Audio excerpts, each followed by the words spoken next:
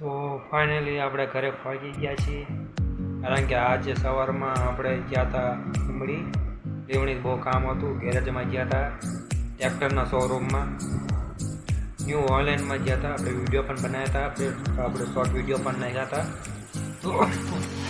તો બહુ મજા આવી, કારણ કે અહીંયા કણે કામ થોડુંક ઓછું હતું, કારણ કે એક ટ્રેક્ટરને રિપેર કર્યું હતું. એમાં ફિલ્ટર ડીઝલમાં બદલાયા હતા અને વાઇડ ઓલિંગનું ફિલ્ટર બદલાયા હતા અને ઓઇલ ચેન્જ કર્યું હતું.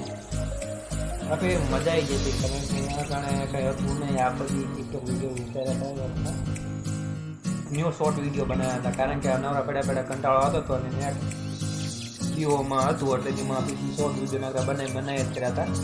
સતત વિડીયો જોઈ લીધો ન જ આપણે શોર્ટ વિડીયોમાં મારી ચેનલમાં મળી રહેશે તમે તારા આરામથી.